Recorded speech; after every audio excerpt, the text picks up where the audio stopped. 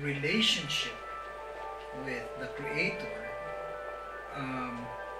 produces or leads to spiritual, ethical transformation. Because now we have an ultimate standard of what it means to be just. Hindi lang yung social contract.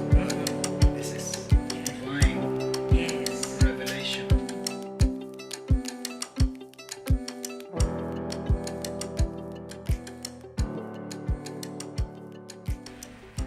Hi everyone, I'm Father Erwin Torres. Before we start this coffee circle conversations, now we have to understand exactly what kind of platform this is, because many of our students and many people don't actually know what this is. Now, as a platform, this is actually a response to the call of Father Joel, our president, the president of Ateneo de Davao University. And what was his call? It was actually to encourage greater intellectual engagement for the missions. And as such, Arupe, well, it says here in the mug exactly that it's Office of Social Formation. It tried to respond by way of creating a series like this so that questions that are difficult to ask to people, or we don't have exactly a way to ask them, and other issues we need to understand, okay, will all be answered intimately. And so as such, this series of audios, or what we call, well, it says there exactly, videos and written transcripts, will provide ample things so that people will be knowledgeable. And so with this, we actually have invited people in, and we will ask them to introduce themselves more, because we only know a little about them, but they're very popular people, and as such, they can also contribute to many of the issues in the Philippines, most especially here in Mindanao.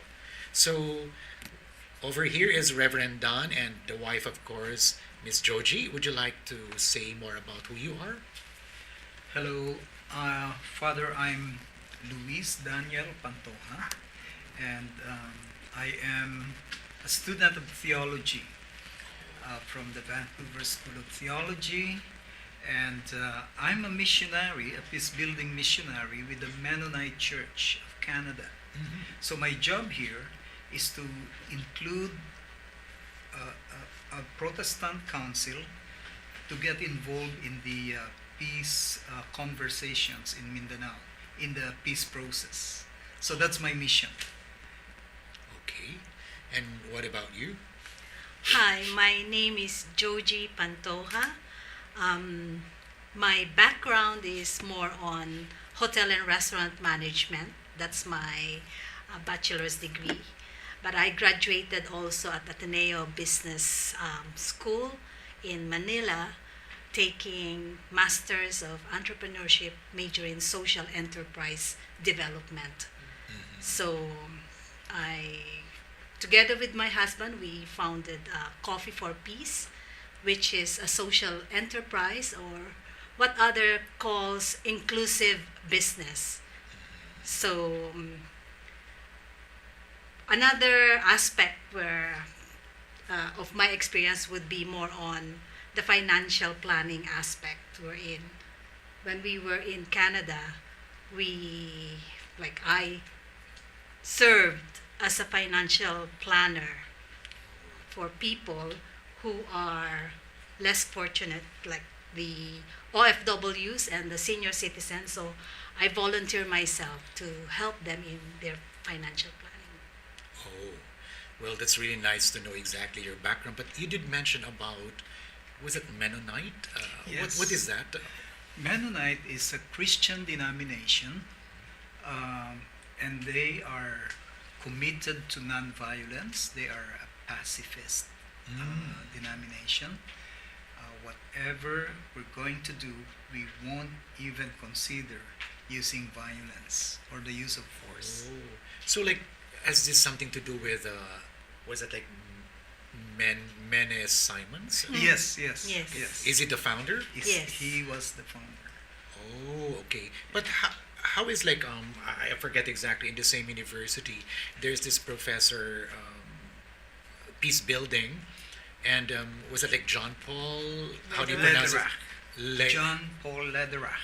Okay. Yes. Okay, so like the Mennonites in general, exactly. Okay, you like peace, Yes. and so like you have looked for Conflict ways. transformation, Mhm. conflict resolution. Okay, so conflict resolutions. Well, that's really interesting because right now in the Philippines we have a lot of conflicts, and more so here in Mindanao. But you made mention exactly that you're not from this place. So, well, you're not Cebuana speaking people, you're Tagalog people, okay? But what made you decide exactly to come here in this side of the Philippines? Okay, I was. I'm 50. I'm 63 years old, and during the 70s, I was active with the anti-Marcos dictatorship.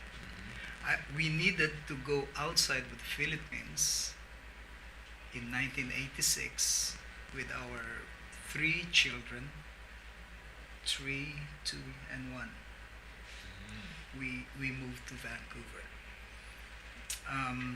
For 20 years, we stayed there. In after 911, you know, we thought our kids were already college graduates. They have 2 of them have their own families. We started having grandchildren. We had 7 grandchildren. Whoa, that's great. And so we looked at each other and I said, tatanda na lang ba tayong ganito? Na masyadong boring tong relax na buhay sa Vancouver. May calling tayo. I have this degree, Master of Theology, and in peace building. So, ganito lang.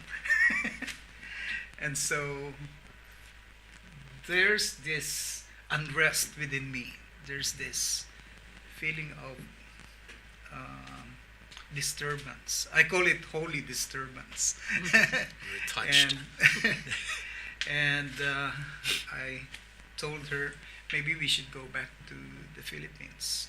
Our lives, my children, her life, my life were so established. And so she told me, well, it better be from God and not just a midlife crisis. So I went through clinical counseling to be sure. To check. To check. And then I told her, look, clean bill of health mentally. It must be. Then, ano sabi mo? Then it must be God. So, I thought we could just stay in Manila. But again, in a process of discernment, we felt led to Mindanao.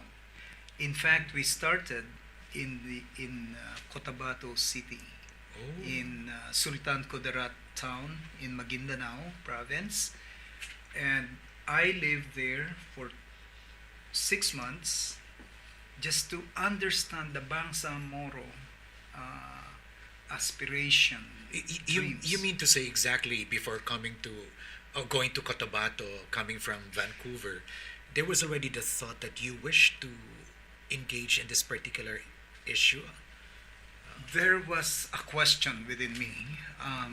How could I contribute to the peace processes in my country when I was so away for too long? Oh, okay. Anong kaya kong gawin? Anong mai-contribute namin? So, I thought, well, I better immerse myself for 6 months in what they call Nuling, which is 2.5 kilometers from Camp Darapanan. And I lived with the Bangsamoro. Just lived with them. So when you lived with the Bangsamoro, you were already with him? No, Oh. I was still in Canada, so I was the one supporting him just to make sure that when I join him, we know what to do. Because I said, we don't know anybody here in Mindanao, so we don't want to just parachute ourselves. So I said, you parachute yourself, I'll support you, and check the land. She was the financial planner. I'll finance you, check the land. Yeah, but that's quite cool because like when you wish to do something great, you have to really immerse yourself first. And like 6 months is good enough. Well, at least you have something to begin with, because without the immersion, I don't think it's possible for you to find the good way. If you say it's really coming from God, because it's already a vocation. Okay, so after 6 months, where did you go? The Bangsamoro elders who kind of adopted me, I lived in their home. He happened to be a Datu Karis Baragir. He told me, you should come back here and you should live here and bring your family here. I said, what will I do? Listen, keep listening. Oh, yeah. Don't bring too much agenda or project. Millions of dollars have been spent in Mindanao, but those are the agenda of people outside Mindanao, not our agenda. So you listen. You come back here and listen. How do you? I remember exactly that. Was it like John Paul who said exactly that? Even when two people are so different, if you want peace building, somehow you have to find exactly where you can bridge things. Because if you can find it, okay, well, I don't think peace building will be possible. So did that help you exactly in understanding exactly when they told you, well, the first thing you do is listen? How did it help you? First of all, I had to wake up so early in the morning every time they do the early prayer. All right? Every day, 6 months. And then I learned that these people are so serious about their harmony with the Creator. And it allowed me to grow deeper in my interfaith understanding. I've read books on Islam, but now I'm living with Muslims. And what do I do when they pray? Do I just stare? Look at them? I started praying with them. And there was that early morning kind of, I don't know, it's like an enlightenment. Harmony with Allah. That's what they are seeking. 5 times a day praying. And I, as a Christian, I better think of my own being harmonizing deeper with my Creator. And that became a mutual subject of conversation between me and the local ustads, Ustad Hassan. How do you... What is an ustad? Ustads is an Islamic teacher, or he's the imam there. Oh, okay. Yeah, the so imam. we had a very informal interfaith dialogue over halo-halo. Oh. And first, it's all about how to be in harmony with Allah through the 5 pillars of Islam. And so I just listened. And then one day he told me, I have been sharing with you how to harmonize with Allah. How do you harmonize with God as a Christian? And of course, I have to testify my relationship with God through Christ as a Christian. And that became a very good relationship building conversation between the two of us. Throughout the 6 months, I learned also that Islam helped them to harmonize with themselves, with their being. And that would be a determining factor to harmonize with others. And because we share in this one environment, that's harmonizing with God's creation. So there you go. Finally, I developed this. This is salam that we can share together. Shalom, peace, salam, harmony with the Creator, harmony with my being, harmony with others, harmony with the creation. So that's the peace in Coffee for Peace. Oh, so like this like Coffee for Peace was actually something that was born out from this experience. So like when you had those experiences, like learning exactly how to listen and becoming not just like knowledgeable, but in a relationship with the Muslims, okay, you were in contact with her, and were you sharing? Oh yeah. Yeah. Lots of phone bills that she pays. She paid. I was worried Mhm. also because I have this baggage of fear Mhm. working or working with a Muslim. So Like the biases you hear? yes, yes, because I was brought up by my parents who are in the military side, who would tell stories about how the Muslims were, and and their stories would be, of course, the bad side.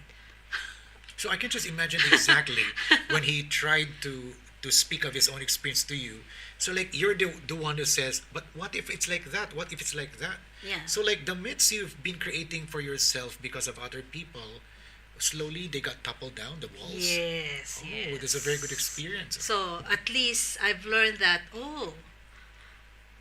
Muslims, indigenous people, Christians, or we call settlers, who are all the same, created in the image of God, in the image of the Creator.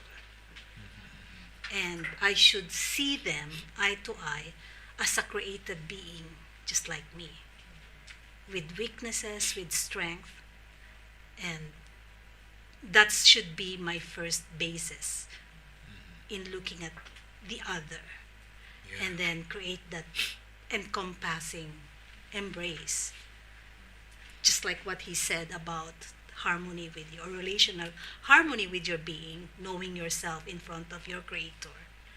If my journey towards knowing myself took so long before I really understand myself, then I should have that space in understanding the other, in journeying, in knowing themselves. So I should not be judgmental.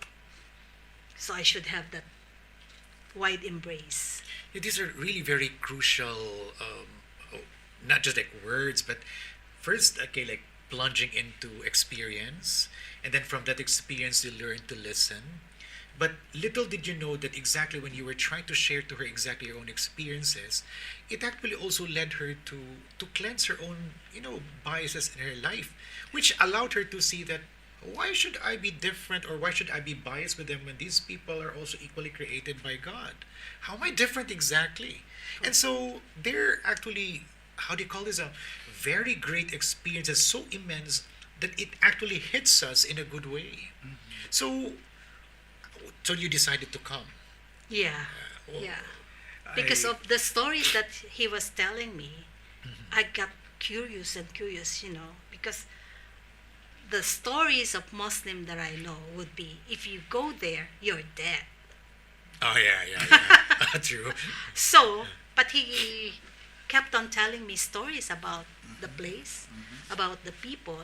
So the more I got curious, and the more I dropped my biases, and the more I got curious to really experience it myself. Yeah, but by dropping exactly your biases, you have also made yourself vulnerable, which I believe is something you really need in peace building, okay?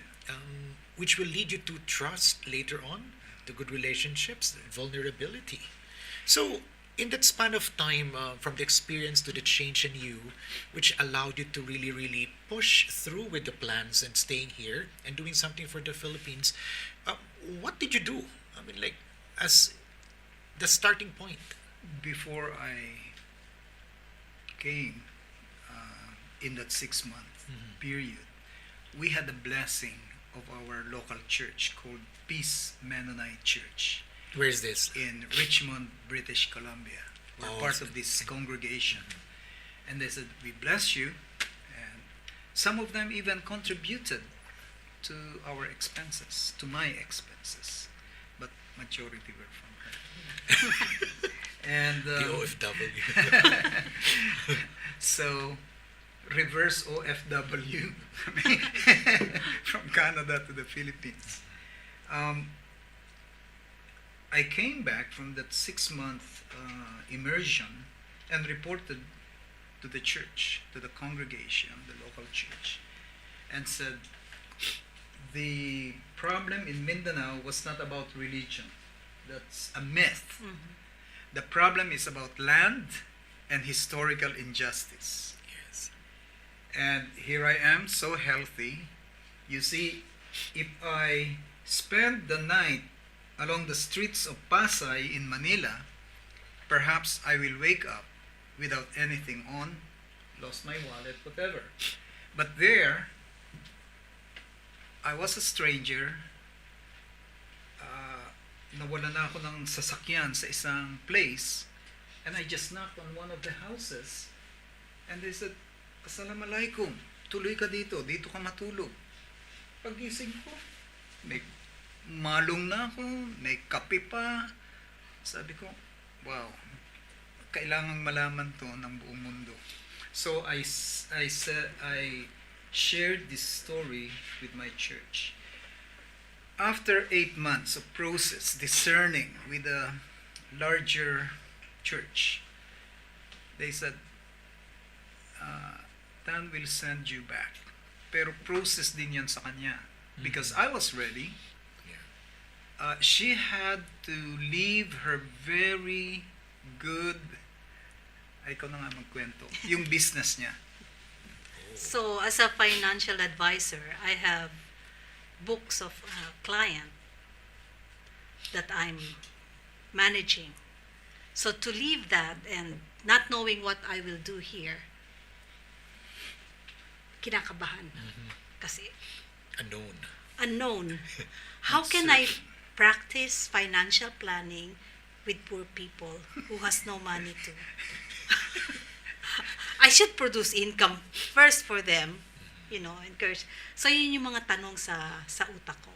What will I do there? How can I adapt back to Philippines, especially to Mindanao?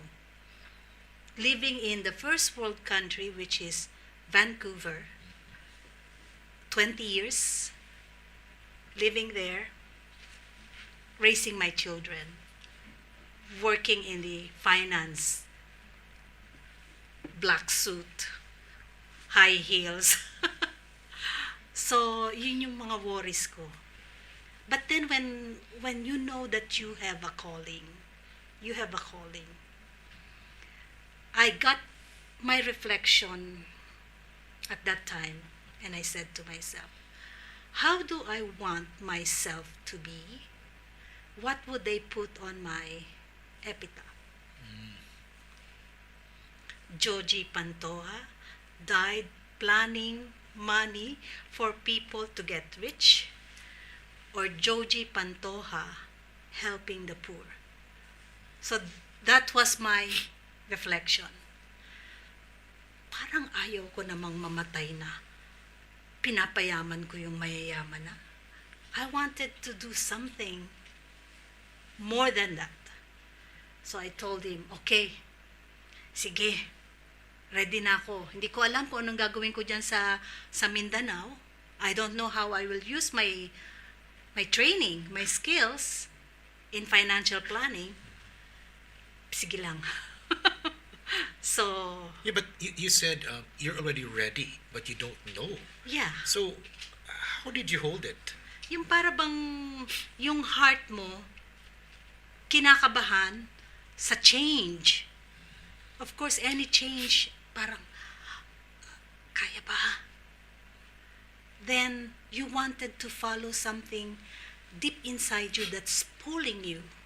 May energy na nagpupull sa'yo na you have to do something. Bago ka man lang mamatay, ano ba, gusto mo bang mamatay na nagpayaman ka lang ng tao o may gawin ka para sa kapwa mo Filipino?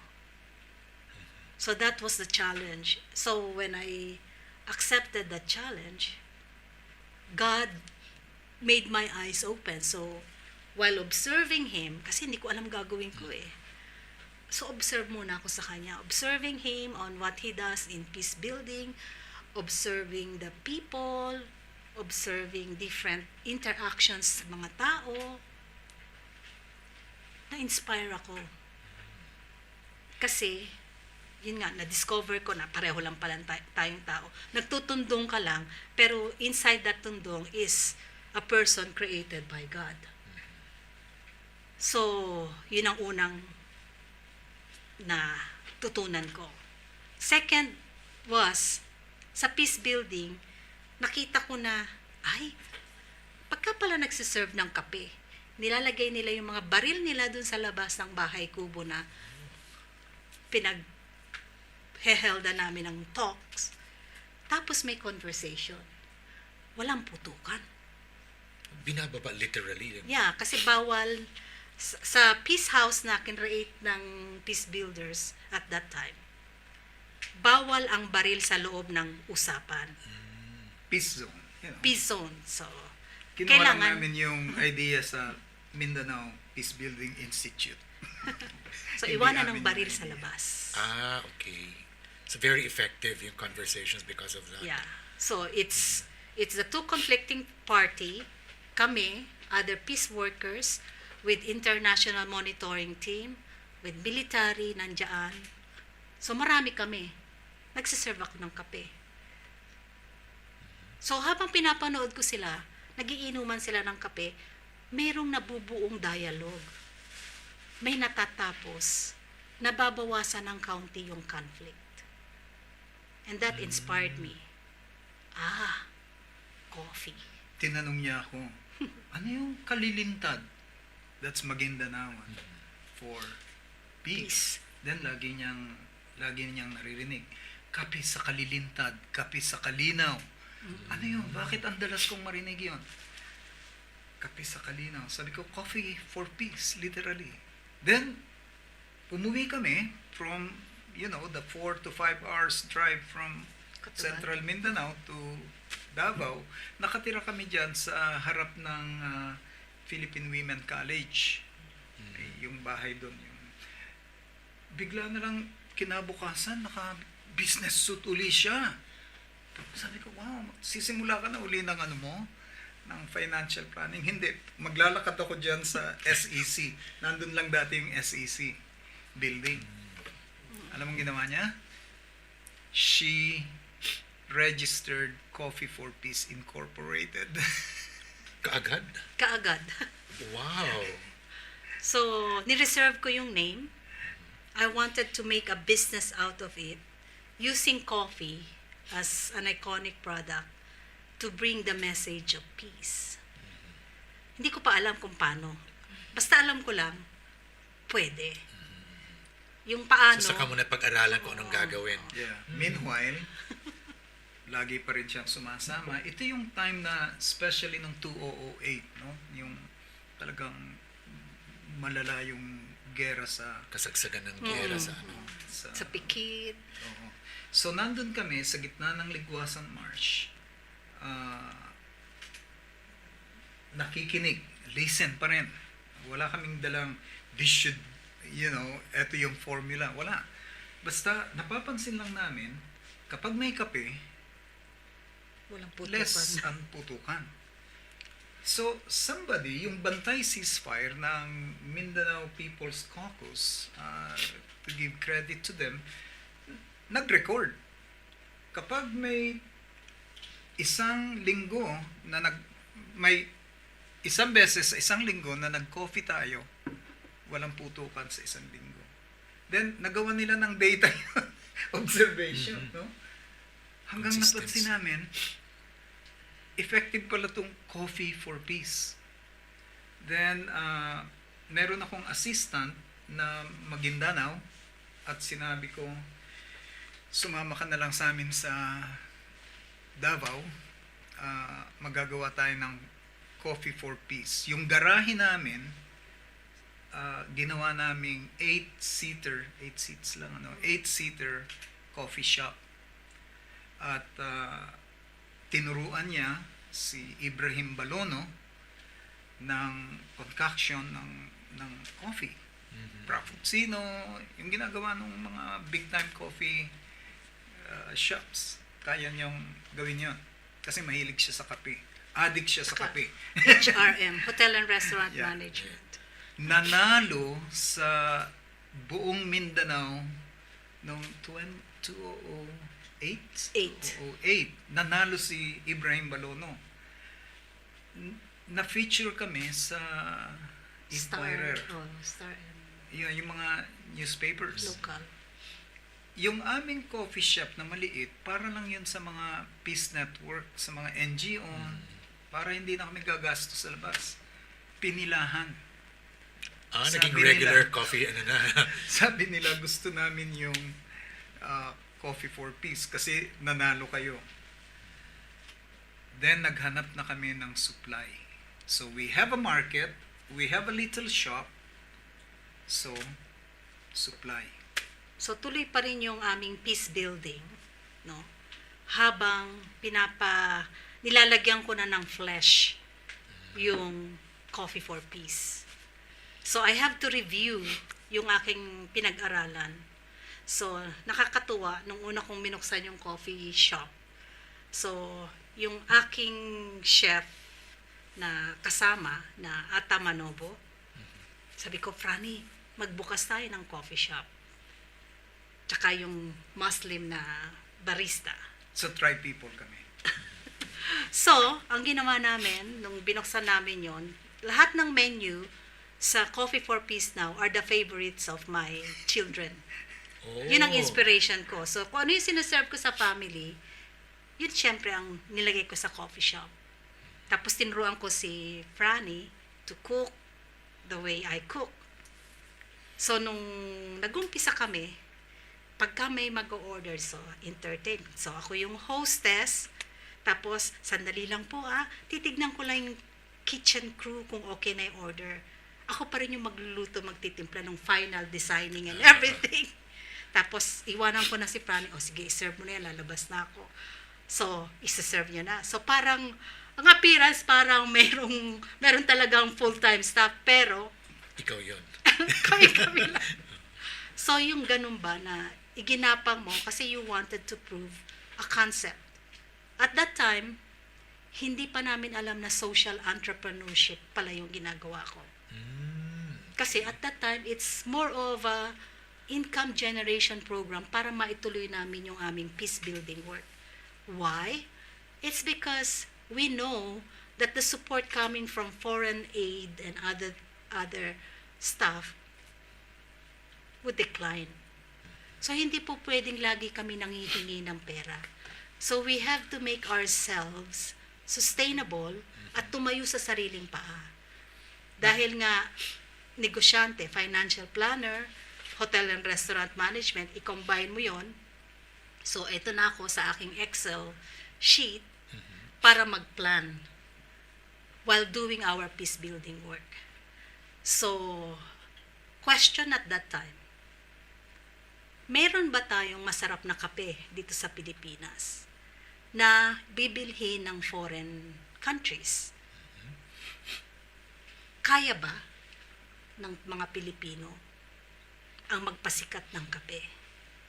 Nasaan ang kape? So, yung mga ganon, no? Kasi at that time, we were getting our coffee sa Basilan na napakalayo sa Davao.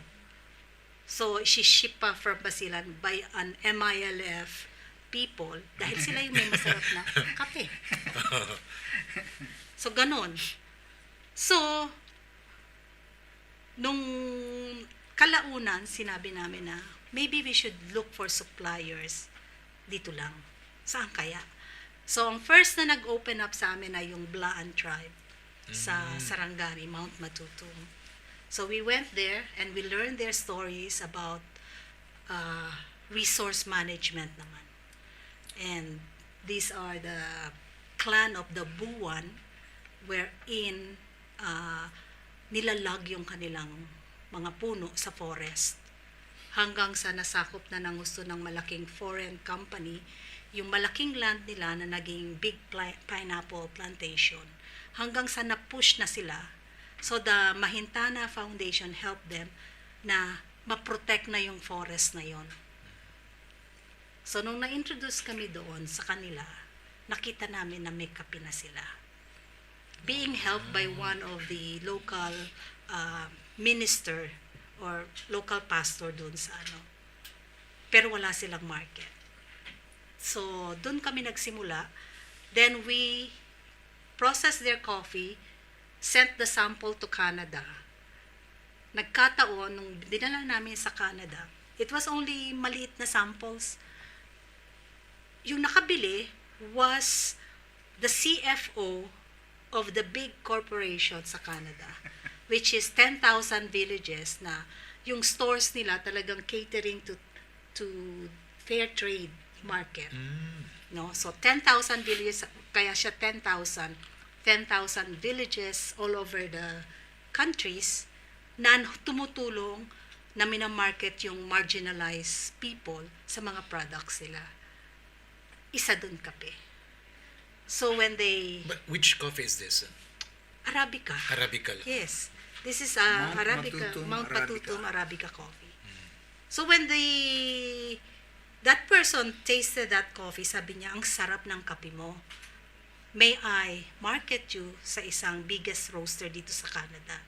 Pinakilala niya ako, nagpunta kami, dinala ko yung kape, tinikman nila yung kape, sabi, masarap tong kape nyo. Pwede ka ba mag-supply sa amin ng 50 tons a month? Muntik na ho akong mahulog sa aking upuan. That's quite a lot, no? Yes. 50 tons.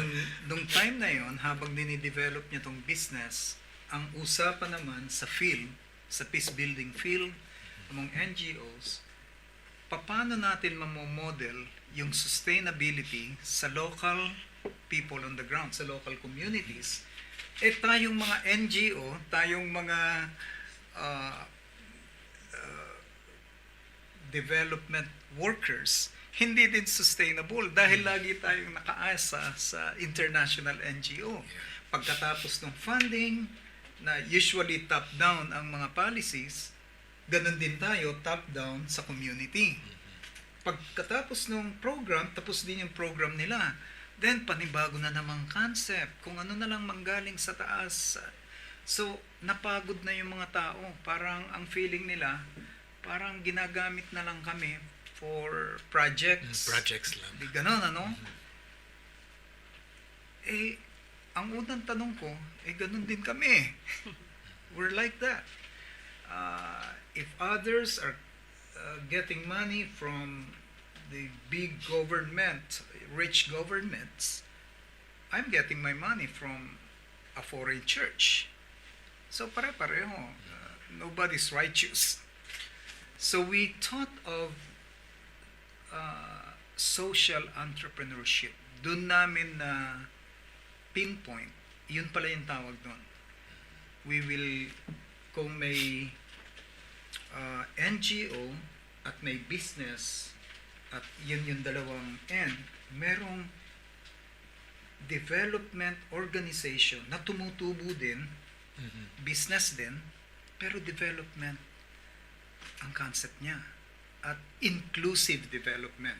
So now, dalawa ng concepts, inclusive development and social entrepreneurship. Then, nagkaroon na ng terminology yung ginagawa namin.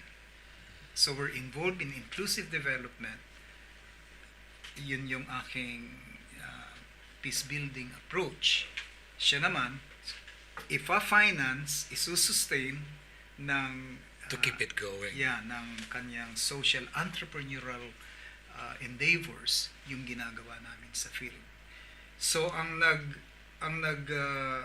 structures niyan, Peace Builders Community, yung dito, yung NGO, Coffee for Peace, yung nagfa-finance. Pero lahat ng nasa ground na tinuturuan namin, Peace Builders ang nagtuturo nun. From seed to harvest. Pag ready na silang mag-harvest at pwede nang ibenta, bibilhin naman nila. Then umiikot yung Cyclical na yung symbiotic na, at hindi na kami laging nanghihingi sa labas. binibigyan pa rin kami ng church, pero almost 20% na lang yun sa total operations namin. Yeah.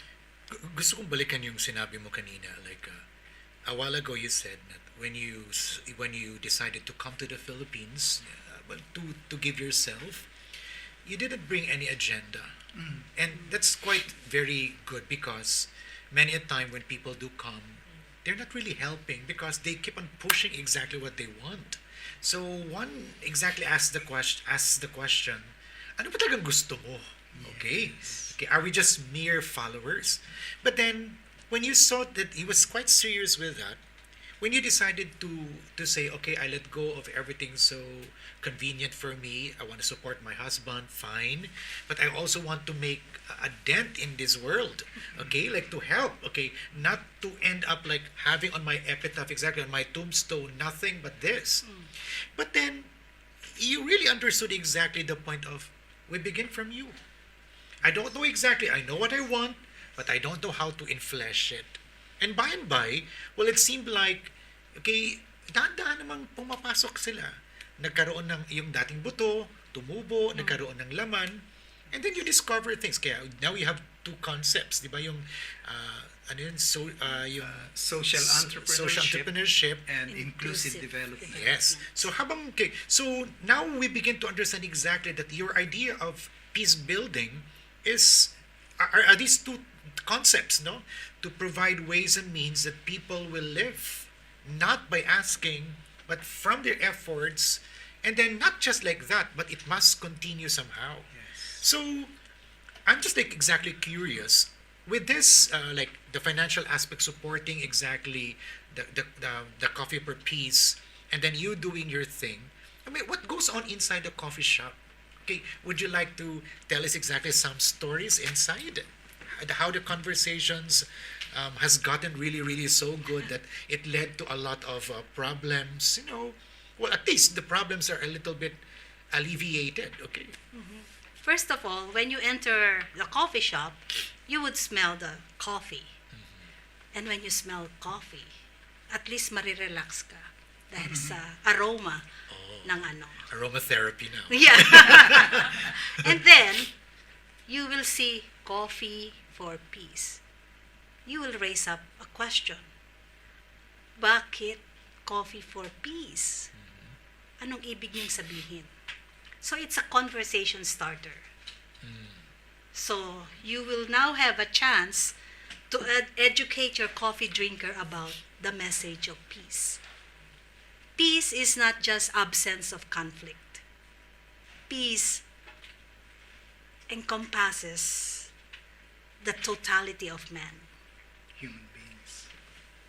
Your relationship with your creator, your relationship with yourself, your relationship with others, and your relationship with the creation. So is this the reason why the byword is like, this is not just coffee, this is just coffee. Yes. Oh, now I understand exactly. Okay. And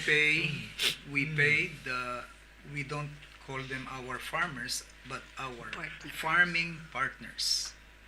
So, nagsisimula kami, we start with a tribal council, dialogue with them,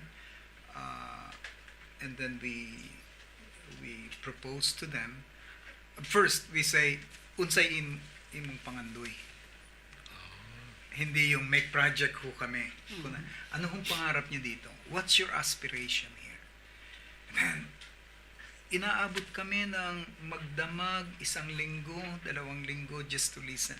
At tuniladang kape. At niladang kape. Doon kami matutulog sa kanila.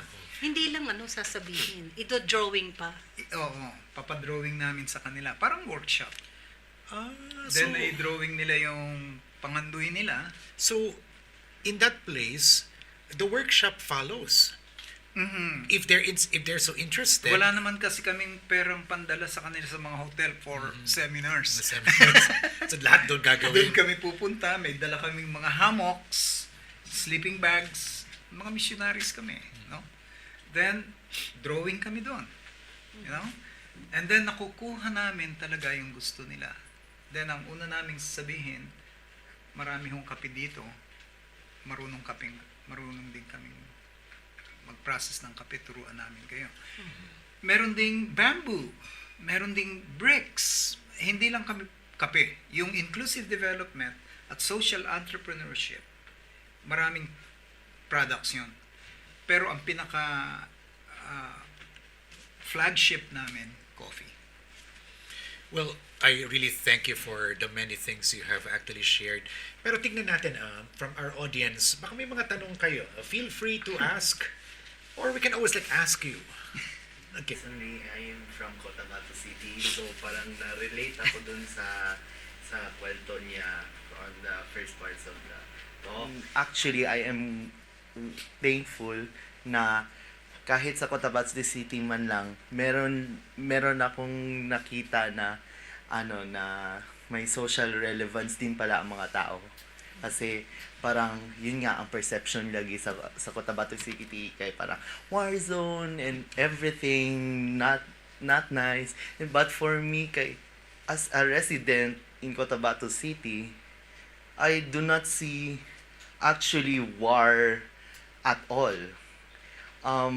Actually we are actually uniting for the justices, the injustices brought about the perceptions of the other islands na sinasabi na huwag kang pumunta dito kasi nga, yun nga, conflicted daw.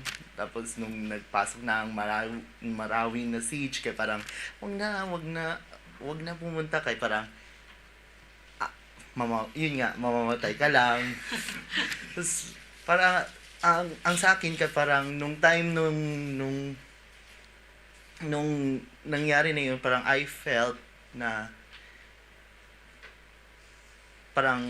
sad kasi as a Christian kaya parang I need to reinforce the Muslims na parang hindi naman sila ganun. And in my experience, never naman sila nagkaroon ng parang moment na actually maglaban sa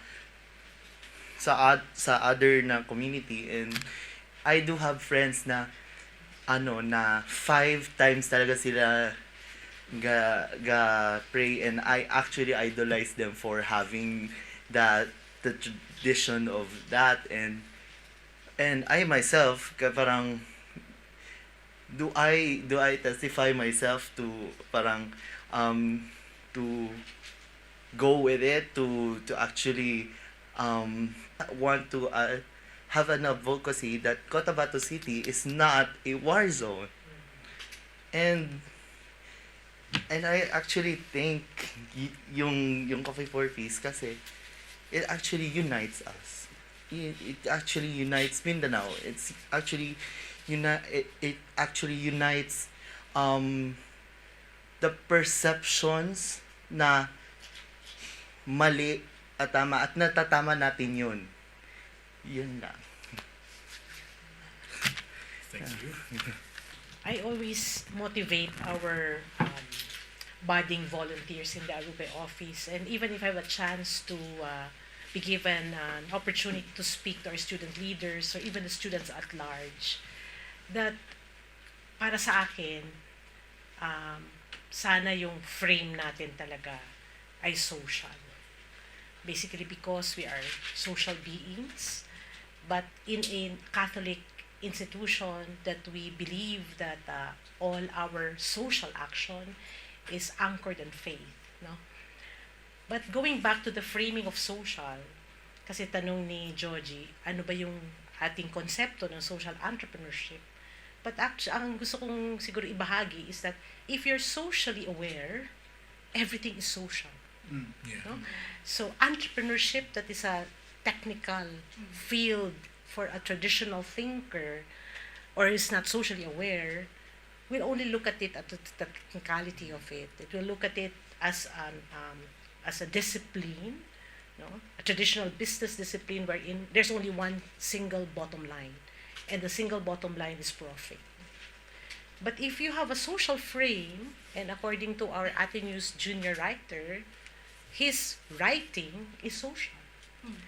Now he wanted to bring his journalism to heighten social awareness, and it is now looking at the discipline using that social lens.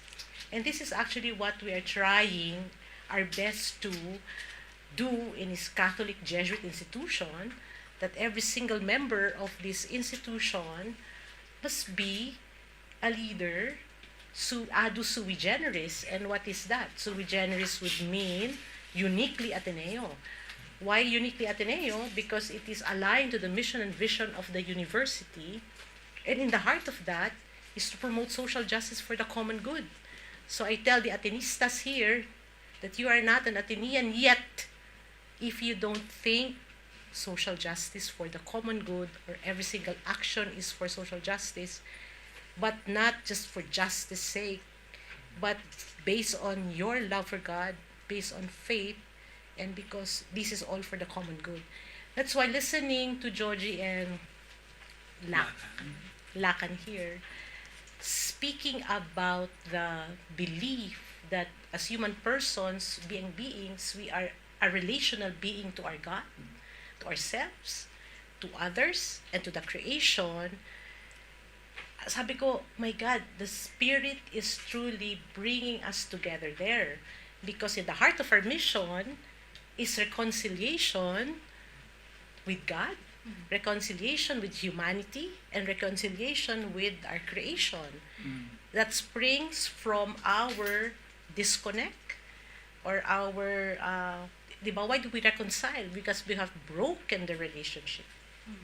There was a broken relationship with our God, with ourselves, with others, and the creation. So as I said, oh my God, no, right, when you were talking about these principles, and it is so much aligned to what we are, so much aligned to the heart of our mission. And in my faith, I truly believe that it's the Spirit really working in us that is calling us to this, to this, which is to reconcile. No? And I'm sure, and I'm certain, as what Lakan was mentioning, that the 5 pillars, or the four pillars of Islam, and then which also the 5 times of praying, and I would be certain that what they are praying for would be the same as what we are praying for.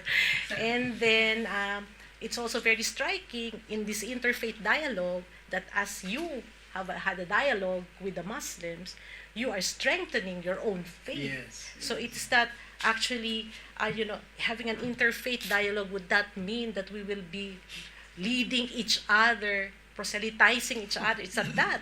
But in fact, celebrating the faith of the other as we strengthen our own faith. So, yun lang po siguro yung parang reflection ko for today. I praise God for this. And just to pick up from what you have been saying, our relationship with the Creator produces or leads to spiritual, ethical transformation. Right. Because now we have an ultimate standard of what it means to be just. Hindi lang yung social contract, but this is divine revelation, right? Catholic, Protestant, Muslims, we believe in revelation. And then, if I get to know myself more, harmony with my being, that is psychosocial transformation. My psyche is so sick, it's so hurt, so much in pain, I need healing. And by harmonizing with our Creator, Designer, then I find my way to the Designer's design of who I am. Right. And then, because I have a better understanding of who I am and process of healing within myself, I can now relate to the other, even in the midst of our conflict, as a respectable other.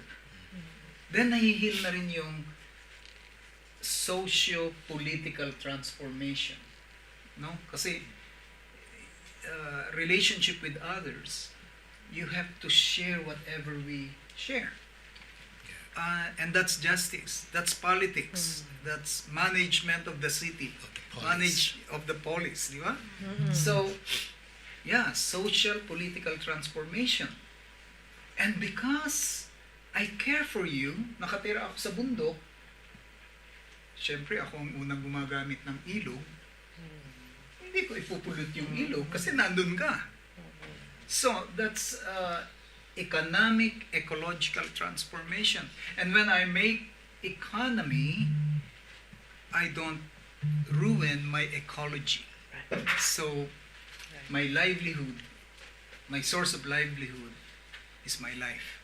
So, there you go. You have shalom, you have salam, you have peace. Right? So, na-translate niya into social business. Yun ang hindi ko kaya gawin. Kaya kong mag-theologize. Pero paano gagawing business yung theological concepts? Hirap nun, di ba, Father? Yeah, pero nagustuhan ko talaga yung sinabi niya kanina na, di ba, sabi niya, because he started with not knowing exactly what to do, so you have allowed God to actually show you the way. And seemingly, in an attitude where you do not push your agenda, it seems like, well, parang at the initial moment, parang bang you're throwing away exactly what you have learned, your education, and all the good skills. But apparently, it's just there. And then at the right time, when it's shown to you, you still go back to them, and this time it's actually focused on what should be done. Okay, so it's really a mind opener. If there's anyone who's actually interested in asking or posing the question, feel free to do that. But meanwhile, let us focus to one more question that was actually asked by Arupe to ask to you. So it's more like this. With the peace building here in Mindanao, as you have started it through the Coffee for Peace, now what has the climate change got to do with being negative in the long run for this? Okay, for this thing. Climate change. Yeah. I think kasama yun dun sa aming four harmonies, no? Harmony with the creation, economic, ecological transformation. And when we deal with climate change, we say, Creator, God, we need to harmonize again with your creation. We need to get transformed. That ruining this nature, this creation, will ruin us also. So it started with, again, a theological journey. And then, napansin din namin na masyadong deforested yung mga pinupuntahan naming mga bundok. At nalaman namin, we found out na yung Arabica, it only needs 25% sunshine and 75% shadow or shade. So it needed to be under big trees. So we told the tribal leaders, we can offer you a better livelihood by not cutting the trees, but by planting Arabica underneath those trees. And it's better, it's not illegal, and we will be the one to buy your products. We will train you, and the rest. Ako hanggang ganun lang hanggang vision, dreams, then sabihin ko, okay, translate it into business. Yeah, operationalize the concept. Yeah, but this is quite a very good partnership. Okay? Yes. Yeah, because without each other, I don't think one can sustain and one can move. Yeah. So even from this particular kind of situation, well, as a reflection, we really need each other. Okay, there's no one person who has everything, but when we work with each other, okay, things are actually taken so well. Okay, we can move to the right path. Now, there's actually one more question. It was asked of me to tell you, if we are to use the coffee more than the conversations itself, okay, but if you are to use the coffee as a metaphor, okay, what is that for you guys with everything you have done? Oh, she has developed that. Meron akong sinusulat na comic book intended for the farmer. Yung coffee tree compared to our life as a people. If you have the right seed, you have to pick the right variety, yung genetics nung kape. So, yung right genes nung kape, right climate, right context, would bring out the sweet coffee in you. But put that seed in a wrong context, wrong soil, kahit tumubo siya, hindi siya mamumunga. Yung variety niya kung mali, sa climate, hindi mamumunga. So, yung coffee, parang buhay natin. Yung seed ng kape, kapag pinlant mo, meron siyang tinatawag na primary roots. Tapos yung secondary roots. Kapag yung primary roots ay baluktot, tinatawag naming J-root, automatic yon, ang lifespan niya lang 5 years. Mamumunga siya, pero after mamunga siya, mamatay na. Pero if your primary root is straight, malalim ang pinaguhugutan mo. Pagka malalim ang pinaguhugutan mo, yung nutrients na papasok dun sa puno, mas masustansya. Therefore, lahat na feed dun sa punong yon. Yung dahon mo maganda. So parang tao din, ano yung pinag-uugatan mo? Ano yung pinaghuhugutan mo as a person? At saan ka nakatanim? Saan ka nakatanim? Ano yung context? Maganda yan kasi, I mean, like, it's so idealistic to find people in the right place, put them in the right areas, right? But then, generally, we are always at the mercy of where we are born and how we are born or like reared. So, how do you deal with that? Like when you encounter people who are J-rooted in a way. So, how to make them have a better life, or how do you show them exactly? We say, maring J yung roots mo, okay? Yung lifespan mo, mahalaga na hindi individualistic ang ating concept, kundi social again. Back to, let's go back to the creation story. When the Creator said, it is not good for a human being to be alone. So therefore we have been designed as homo sociologicus. Right? So talagang ang design natin ay social beings. And therefore, pag puro individualistic, it's just my J-root, kawawa naman ako, puro si ako, it's me, myself, no? You know? Now, we learn from the IPs that the individual is part of the community affirms the individuality contributes to the community, so they are symbiotic. It's not the individual is separate from the community. So, I might have a J-root, right?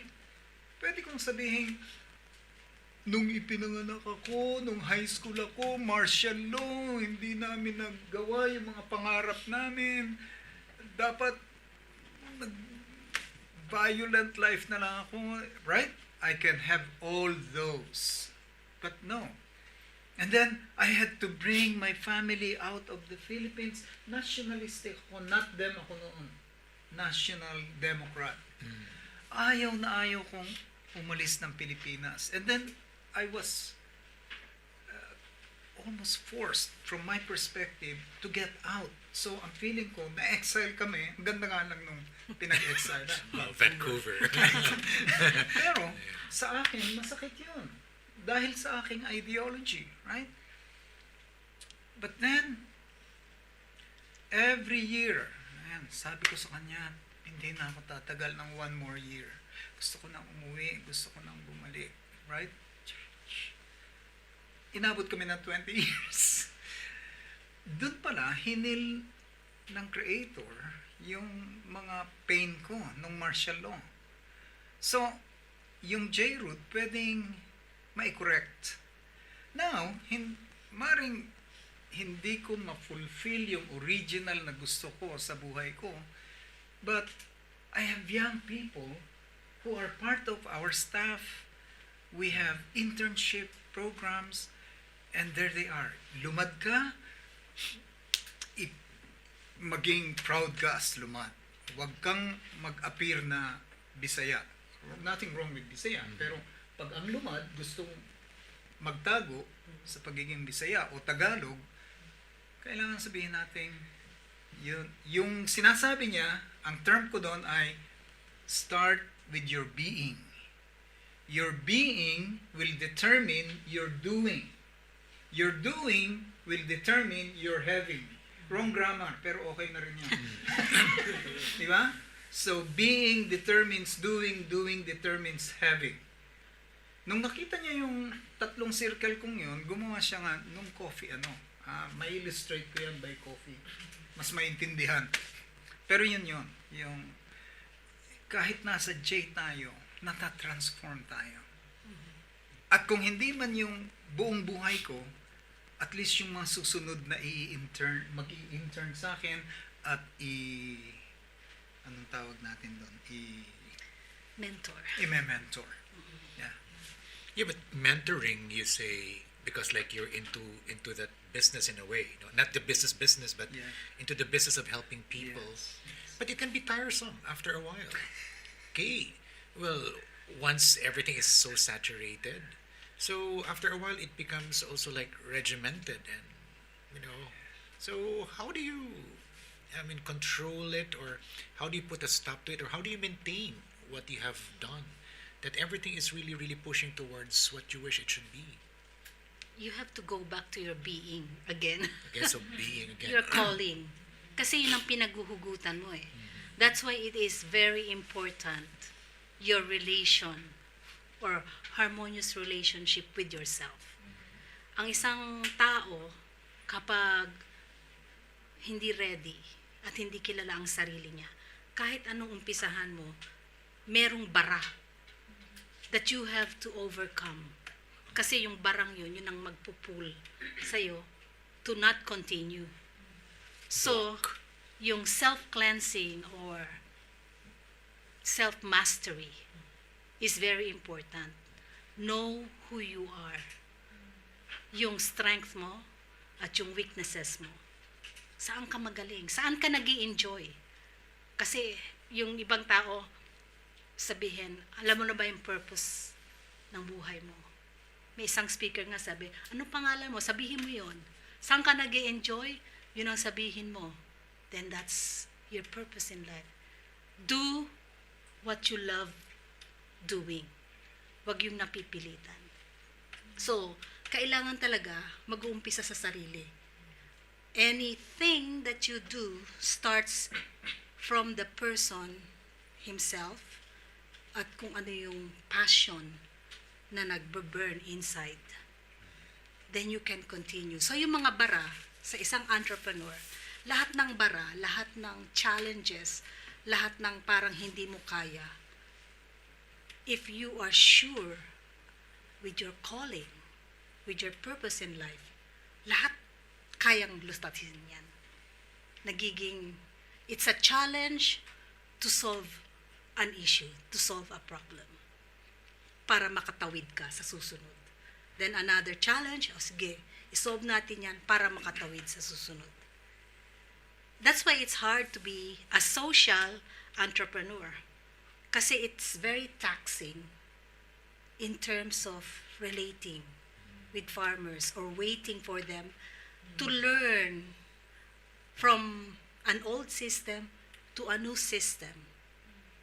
It's a process. Hindi yan overnight.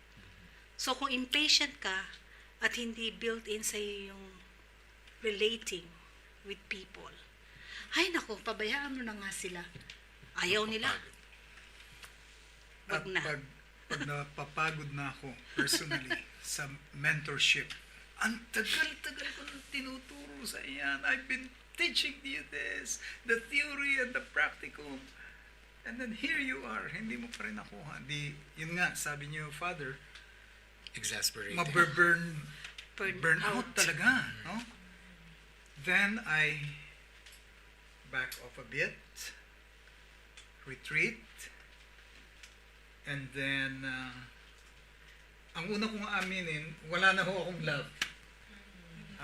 Kasi love energizes everything, right? Pag wala na akong love, aminin na, you know. I don't love that person anymore. I don't love what I'm doing anymore. I don't love whatever anymore. So you find So- all the negativities. Yes. So what I say is, God, pinilit kong yung resource ng sarili ko, ng ego ko, yung love. Then, pinapaalala sa akin that yung great commandment, love the Lord your God with all your heart, with all your mind, with all your strength, and love your neighbor as you love yourself. So the first thing is, how do I love myself without being selfish? Kasi if I will love myself first, then sorry na lang kayo. Di ba? Then the big picture is like, para kang imbuto, you're like a funnel. God, yung sinasabi niyang bara, cleanse mo yung bara. Kasi gusto natin, takpan yung ilalim, baka maubusan din tayo eh. But actually, dapat open yun. No? Funnel nga eh, imbudo. Diba? And then God, it's not the love of Lacan or Dan that would generate this mentorship or this work or this social entrepreneurship, this peace building, this inclusive development. It's your love. So, I'm opening my whole being as an imbudo, as a funnel of your love. Let it flow. And let it flow in and through me. Then I'm filled, and at the same time, I'm empty. And I have to be empty to be continued to be filled and empty of my being, myself, my ego. So, yun. Pero, ang daling sabihin nun, no? I need to really get out. Marami namang retreat house dito ng mga religious. Punta ka na lang doon. Yun ang minemeditate ko. So, I'm strengthened by that. Also, I love being counseled by fellow servants of God, ustads, priests, pastors, ministers, anybody who's spiritual. Tigilan na muna yung mga walls, yung mga religious walls, no? Yeah. Kasi God speaks through many mysterious ways. So, again, listen. And then, listen din dun sa mga mini-mentor ko na feeling ko, pagod na ako sa iyo. Bakit? Right? So, listening, I'm learning more and more, is the first act of love. If I love you, the first thing I would do is listen. That's why we have 2 ears and 1 mouth. So we listen more. Yeah, but apparently it's the mouth that gets. Yeah, but yeah, I really like it. Like, you know exactly that you're doing it the wrong way when you think that the source of your energy is actually yourself and not springing from the love of God. Well, there are telltale signs, and you get this exactly. You become cranky, grumpy, and then you find negativity in everything, and you become cantankerous.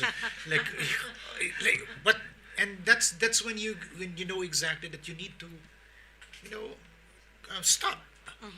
and then Step back. yeah, step back and then pray over it, and then you recognize exactly that, well, maybe the very reason exactly why you don't get the energy, because like your picture, you're the one exactly responsible for closing the funnel. Okay, well, I like the point when you said we're always empty, and that's the reason why we constantly need the graces of God. Okay, like, so if we know how to, well, just like what Jesus Christ has shown to us, this kenosis, the self-emptying of Him, why He's incapable of doing everything. So we learn from that. We also empty, because by being empty and accepting this, then we can always get the graces of God to empower us. Okay, so I like that, because like whatever you do in life, it will always be the same. So, but this leads us to the next question exactly. Well, other than modeling it for others, modeling it for the government, if you are to say to the government exactly how you're going to bring about this thing, as to help the Philippines in general, have you thought of this? Like, what will you say to the government, if ever? Being mindful of others, being concerned. It's more of the we generation than the I. What can we do? So the governments are trying hard to give to the people, but it's a symbiotic partnership wherein are they giving the correct thing to the people? Yun ba talaga yung hinihingi? O kailangan pa makinig ng husto ng gobyerno dun sa talagang kailangan ng tao, ng bayang Pilipinas? As a country, we are still young. Kailan lang tayo nagkaroon ng ating independence? So we're still young, and we are still learning from our predecessors na lumaban para lumaya ang ating bansa. 1945, anong year lang ngayon? So we're still young as a country. Pero pwede tayong matuto. Hindi dapat sariling agenda ang pinapanguna, kundi saan mo isusulong ang bansang Pilipinas? Hindi yung kapag nagpalit ng presidente, palit na naman ng program, yung ginawa ng previous president, erase lahat. Kaya walang nangyari sa ating bansa. We need to have that direction. Sana yung pinopromote ng NEDA ngayon, lahat angat, no? Nadidinig natin yan, lahat na angat at ang matatag, mapayapa at matahimik na bansa. Pagka pinipresent nila yon, titignan mo, ano ba talaga yung pinakinggan nila? Pinakinggan ba nila yung nandun sa taga-bundok? Kasi parang may inequality of development. Yung bang pinakinggan o nandun lang sa Manila? No? Yung pinusulong ngayon na programa? O nakinig ba talaga sila doon sa nangyayari doon sa kabundukan? Marami pa tayong lugar na walang eskwelahan, walang proper na ospital or health services, at saka road system. Pero hindi yan nakikita kasi we're group of islands, di ba? So, yung development na nangyayari dun sa partes ng norte, iba yung development dito. Nung unang dating ko nga dito, sabi ko, bakit parang nakalimutan yata itong lugar ng Cotabato? Kala ko nasa 1950s ako nung pumunta kami doon. Kasi it's very different from Manila, very different of course from Vancouver. But looking at that, makikita mo, parang may disparity. So how do we move forward kung sariling agenda lang nung namumuno? So it should be people-led. Listen more to the people. Ano ba yung hinihingi ng taong bayan?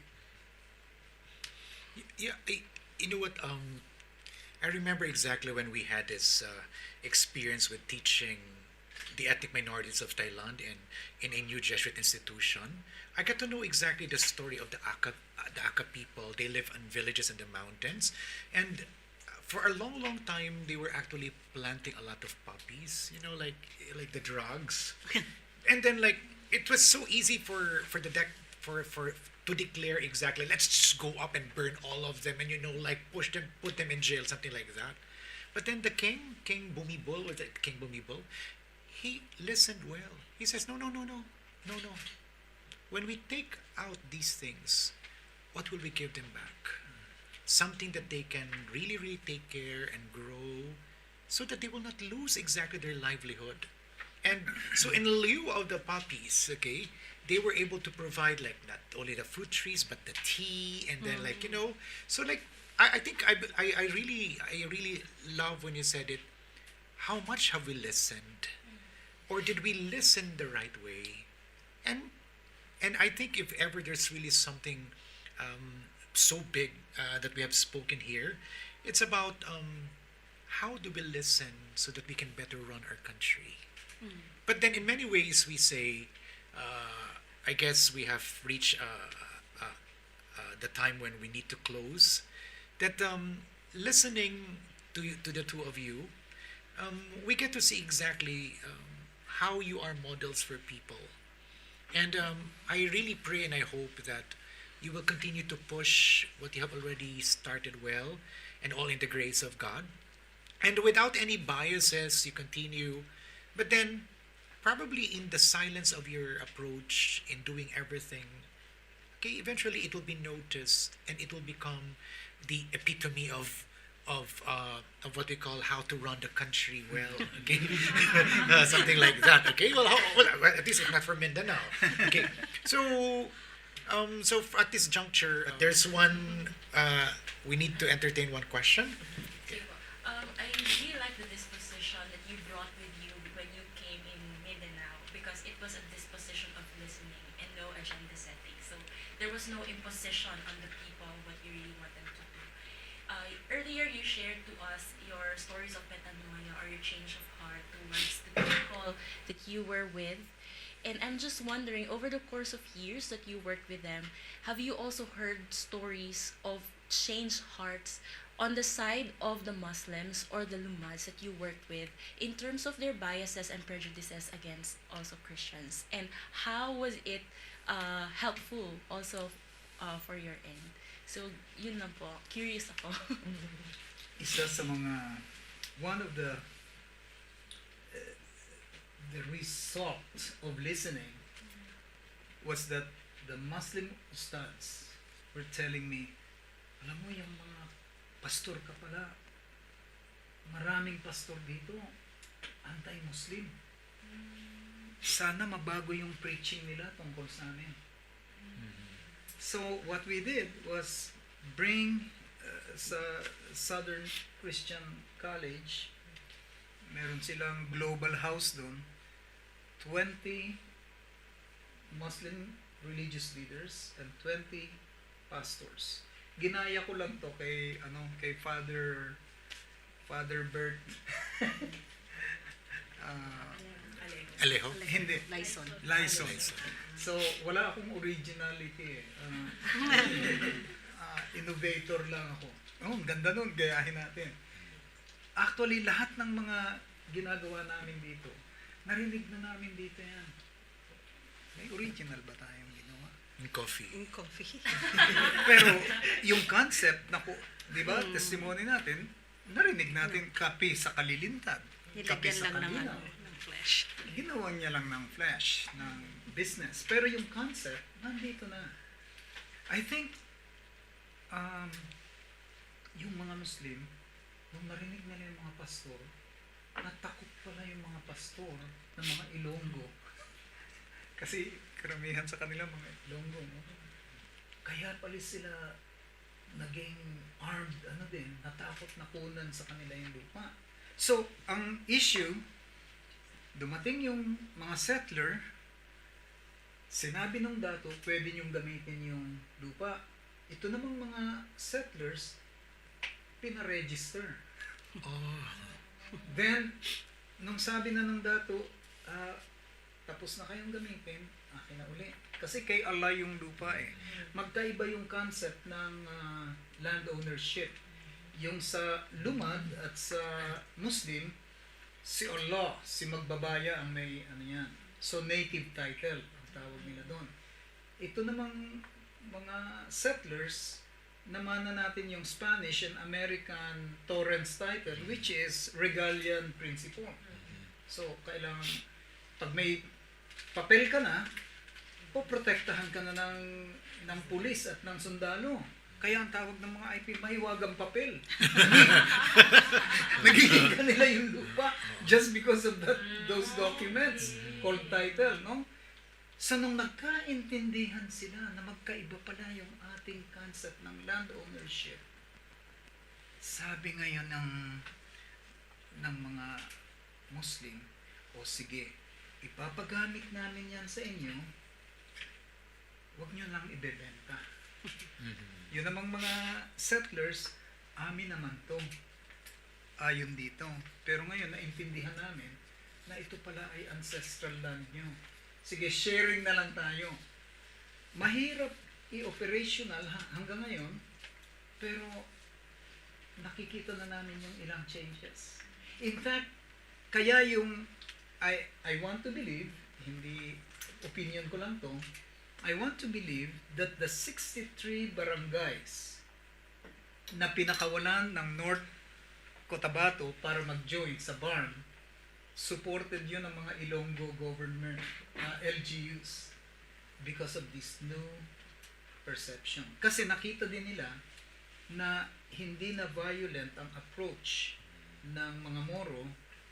Lagi ngang naririnig ko nung BBL campaign. Sa Maguindanao, no, tina-translate sa akin, hindi na sa bala, kundi sa balota. Mas maganda sa English. At mismo yung mga MILF commander na sa ini-English nila, hindi na ho bullets, ballots na.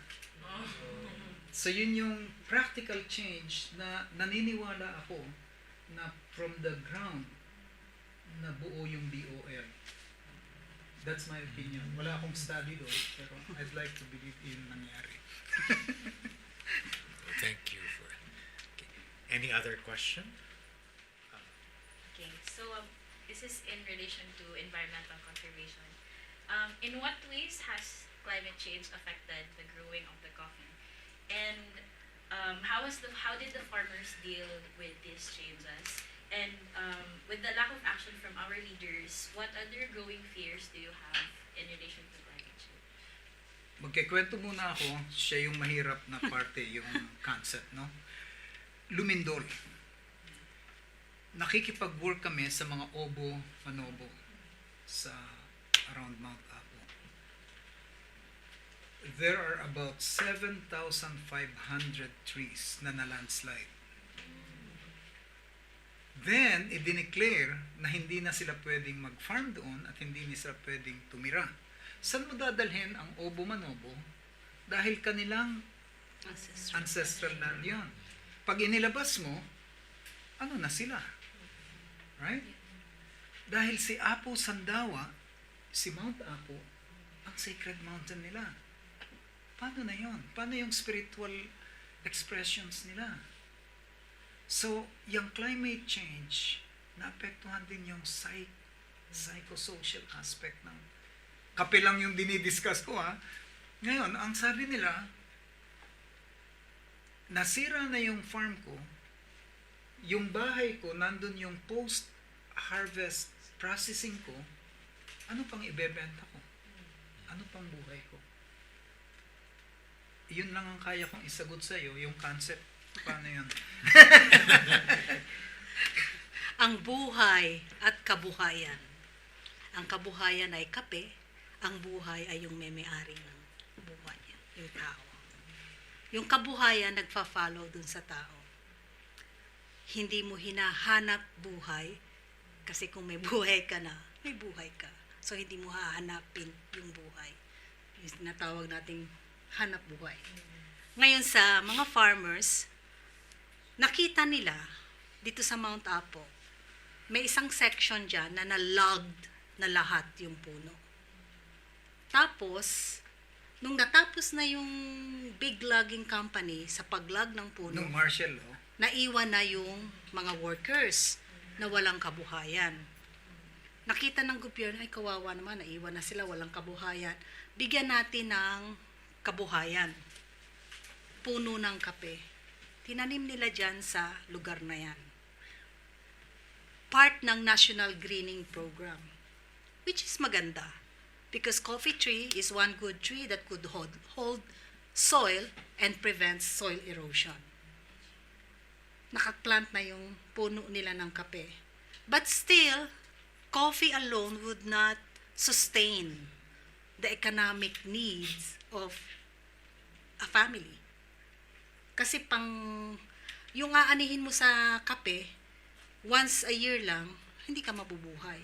So you need other livelihood. Anong ginawa nila? Vegetable farming. So, coffee, vegetable farming. Pero nakita nila yung sa vegetable farming, fast cash crop, 45 days may pera ka na, 45 days may pera ka na. So maganda. Ang negative aspect, when you till the soil always para sa iyong vegetable farming, at nandiyan ka sa slope, kabubungkal mo ng lupa, nag-erode, maulan pa naman dito sa lugar natin. Unti-unti may kita mo, puro bato na. Unti-unti may kita mo, wala ka ng pagtataniman kasi nakuha mo na lahat ng good soil, na wala na yung good soil doon. Nakita yun ng mga farmers, when we started teaching them about the importance of bringing back some forest trees dun sa lugar nila, it would help them. Bakit? Ano nangyayari sa kanila? Because there were no more trees. Pagka bumagyo, yung hangin sa karagatan, pasok sa kanila, hinihipan yung mga puno nila, natutumbay yung mga bahay nila. Kasi sa lakas ng hangin, walang buffer sa hangin. So, kapupunta namin doon, nakita ngayon nila yung importance of integrating forest trees, lalo na yung mga original forest trees natin, sa kanilang coffee at sa maliit na vegetable. So, pwede ka pa rin mag-vegetable as long as it is not monocropping. God created this world diversified. Nandyan lahat. So, let's keep it as that, diversified farming. Alam mo i-contour yung coffee trees at saka yung forest trees, then you have vegetable to sustain yung cash crop mo. So, hindi naman binabawalan na huwag na kayong magtanim ng gulay dyan. But being conscious that if you erase all the trees there at puro vegetable yan, yun ang mangyayari. Yun ang realization ng mga taong inalis na nila lahat, pati yung coffee trees. Nakita nila kung paano nag-erode. Dahil victimized din sila nung earthquake. So, it is very important na makita natin yung balance of this earth. The importance of the trees, importance ng vegetable, importance ng biodiversity. So, At dito sa dynamics, dialogue din nila yan. Dialogue ng mga lumad na alam kung paano i-preserve, may memory sila. At itong binabanggit niya, yun ngang mga lowlanders na dinala doon to log. So ngayon, may dialogue na sila, ongoing dialogue. So both of them are learning. Kaya may socio-political impact din.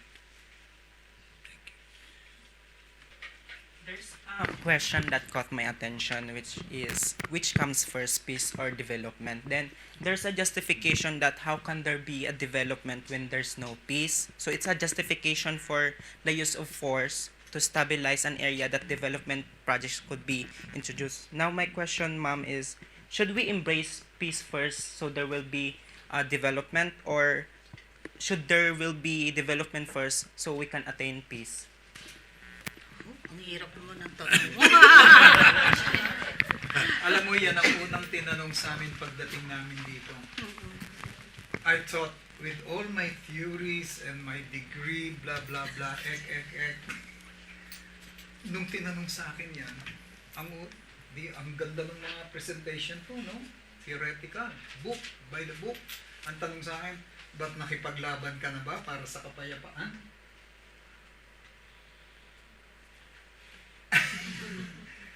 So, again, nung nakinig kami, nang nakinig, yun nga yung sinasabi ko. Hindi pala yung peace ay absence of war. Ang peace pala ay harmonizing with Allah, harmonizing with my being, harmonizing with others, and harmonizing with the creation. Ngayon, ang feeling nila, wala silang space at wala silang forum para i-express yun. Wala silang freedom, hindi sila liberated to express yun. Then, nafe-feel nila kailangang gumamit ng arms. So, ang unang sa akin bilang isang non-violent, faith-based peace builder is either arms or no arms. Mali din palang dichotomy yun. Para sa aking listening, no? Sa aking theory, dapat dichotomous yun. Pero nung nakinig sa kanila, sabi niya, hindi naman namin gusto to eh. Kaya lang, para kaming na-trap na-push na kami. So, pwede ba na bigyan kami ng space na ma-express ito? At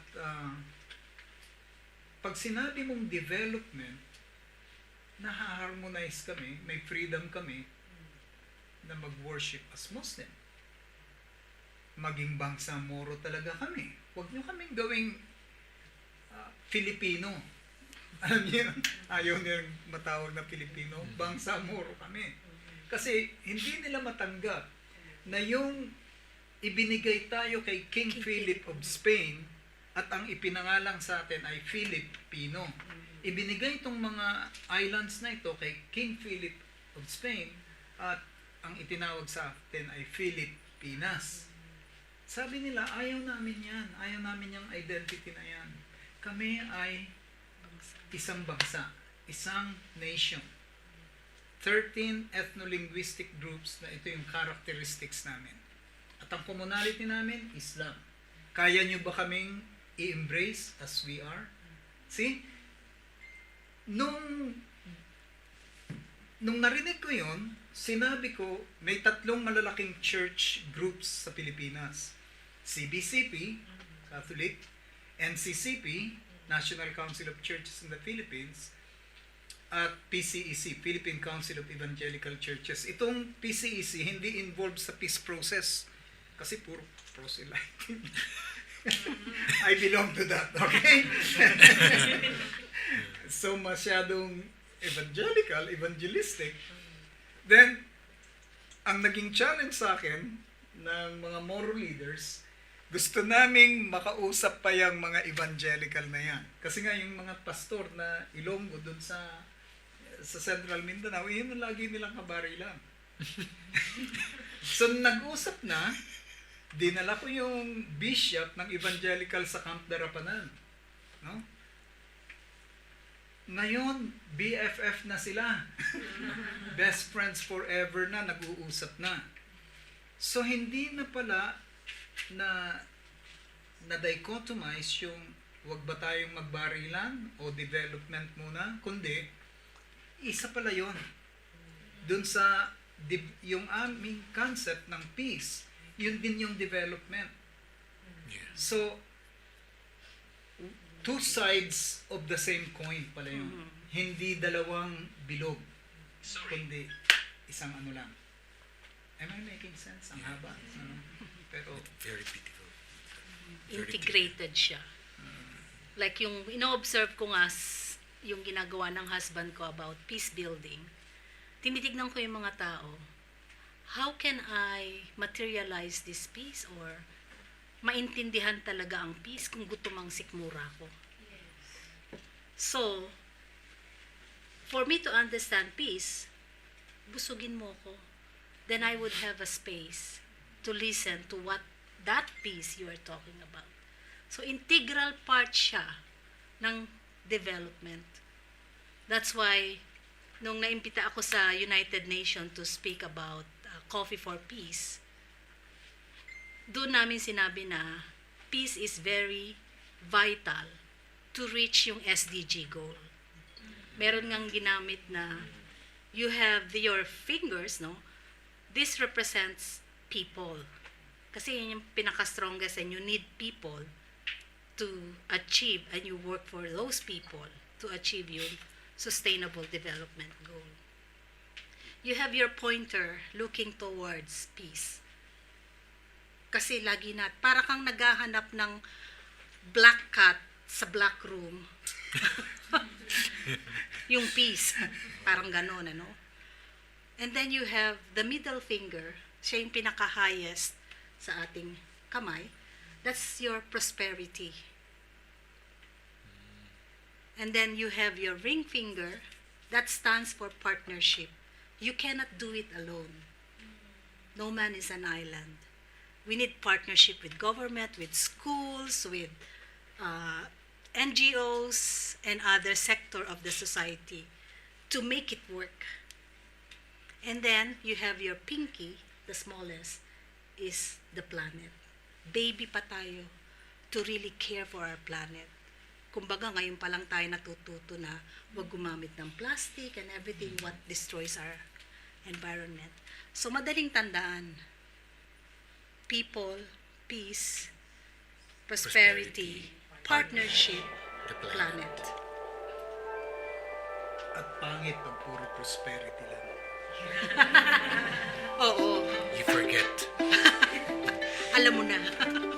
It's numbing the mood. So, I guess